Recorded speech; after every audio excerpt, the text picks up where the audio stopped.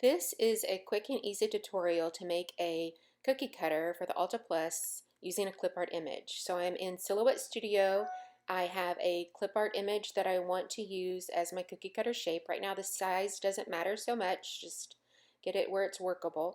And then you're going to select Trace and select Trace Area and then just click and drag. And then I like to move the threshold up until most of the area is filled in so you don't end up with any weird outlines, and then click Trace Outer Edge. And then you can just click and delete that clip art image. So now you have your outline, and as you can see the measurements, you're going to want to change it at this point to the measurement that you want your cookie cutter to be, the actual cut line. So I just click the lock and then size it down to about the size that I want it. And I'm going to click and drag and move it over just so I have more work room. And then now I'm going to copy and paste this same image so that I can use one for the handle on the cookie cutter and the other for the cutting edge. And now you are ready to do the offset. So you're going to click the offset button and then we're going to offset. First we're doing the handle, and I like to set mine at 0.25 inches. And apply that, and then click over on your cutting edge and do the same thing, offset, and this one I like to do 0.04 inches. So you'll just play with it and get whatever measurements you like. So now I'm going to click and drag over the handle lines, and I'm going to make them a compound path, those two lines, so they're together as one. And I'm going to do the same thing, click and drag over the cutting edge and make compound path. Now at this point I like to color them just so it's easier to see what's stacked on what. I usually do a light shade for the handle and black or a darker shade for the cutting edge. So now you've got your two pieces, and I'm going to select all, and then you can either click and drag them together, or I just like to click that center button so they're centered on top of each other.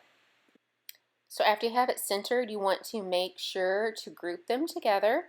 So you can just click Group Selected, and then you're ready to save it to your hard drive.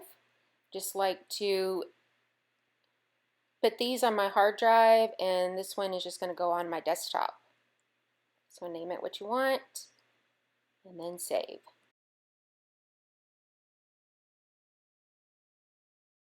Then we are ready to open up Silhouette 3D. So you can just go ahead and close that one and then go to Silhouette 3D and open that up. So I don't need my library open now. Now I'm going to go to open, and I'm going to find that file that I just saved.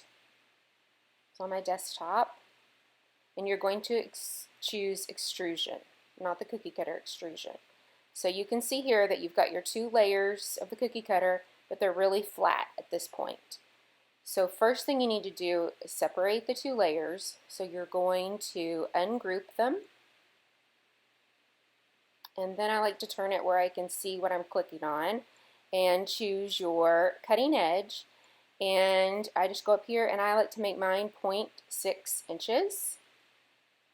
And it makes it a nice cutting edge. So now what you want to do is make sure that you select all,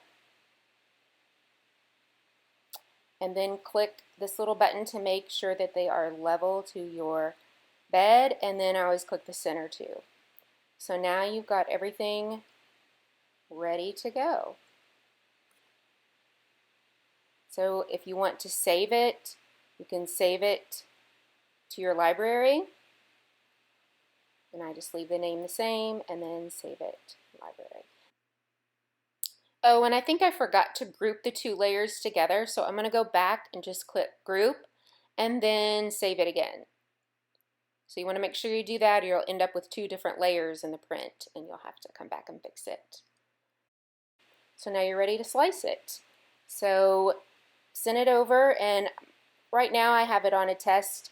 It's basically the standard settings, but I just upped the heat a little bit, and I like to do 2 passes around the outer edge. But you can see they're both pretty close in time. And then you'll just click print, and you have your cookie cutter.